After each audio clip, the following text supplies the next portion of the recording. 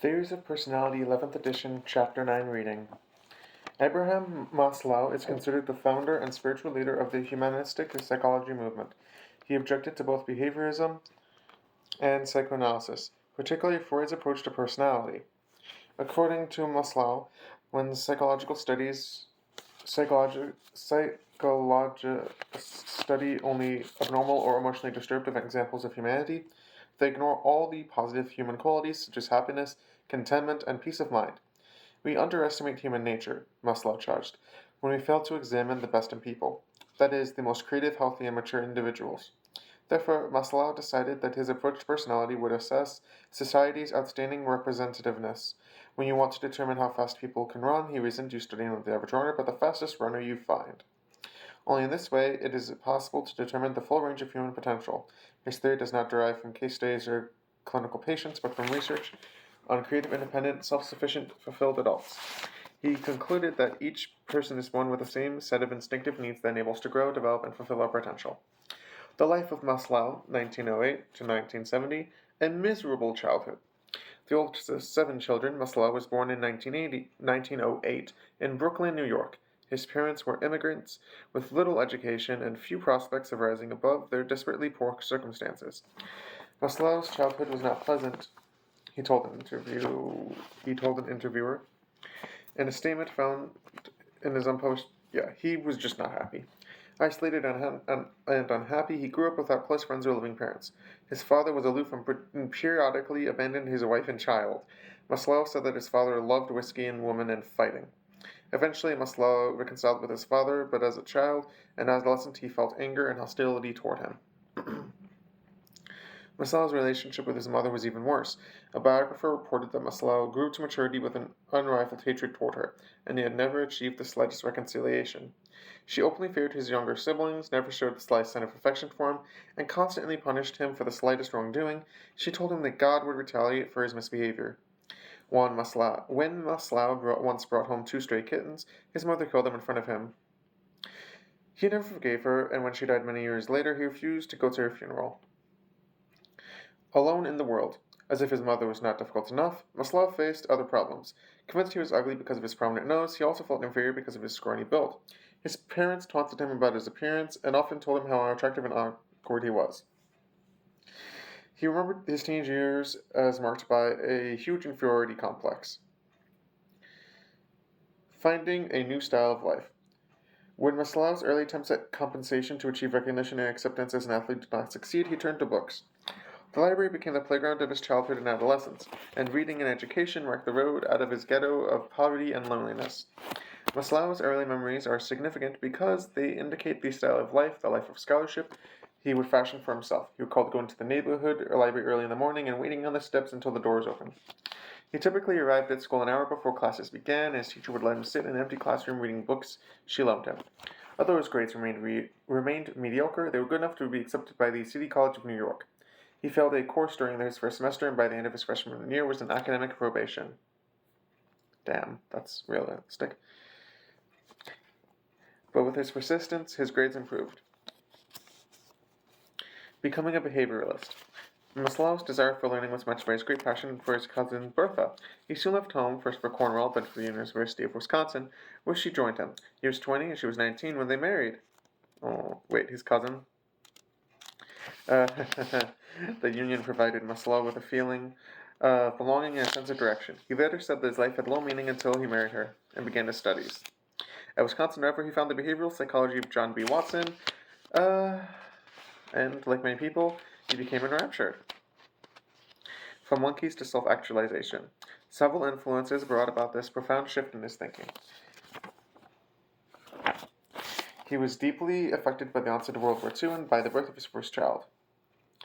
He received his Ph.D. from the University of Wisconsin in 1934 and returned to Europe for a postdoctoral fellowship under E.L. Thorndike at Columbia University, and later to teach at Brooklyn College. A parade changes his life. Teaching in New York in the late 1930s and early 1940s, he had the opportunity to meet the wave of immigrant intellectuals fleeing Nazi Germany, including Karen Horney and Alfred Adler. He also met the Gestalt psychologist Max Withmer and the American anthropologist Ruth Benedict. In 1941, he witnessed a parade shortly after Japan's surprise attack at the American naval base. It changed his thinking and resolved to devote himself to developing a psychology that would deal with the highest human ideals. Becoming famous, 1951 to 1969, he taught at the University in Massachusetts.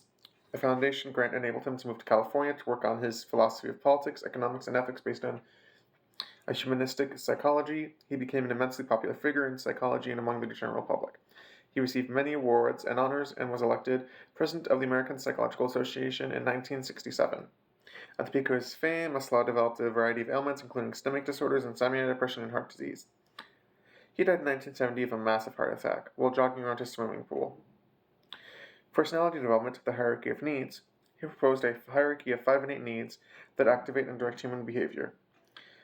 They are psychological, safety, belongingness, love, esteem, and self-actualization needs. He described them as insectoid. The needs are arranged in order from strongest to the bottom, at the bottom to the weakest at the top. So psychological needs, then safety needs, then belongingness, then self-esteem, then need for self. Needs for self is at the top. Psychological needs is at the bottom.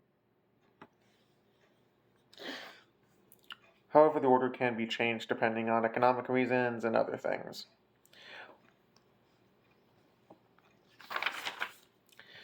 Psychological needs are food, water, and reproduction. Safety is security, order, and stability. Belongingness and love needs are just feeling of, feeling and sense of belonging. Esteem. We require esteem or respect from ourselves and from others. Self-actualization is fulfillment of yourself. Conditions for achieving self-actualization. I'm skipping a little bit here and there. Conditions for achieving self-actualization.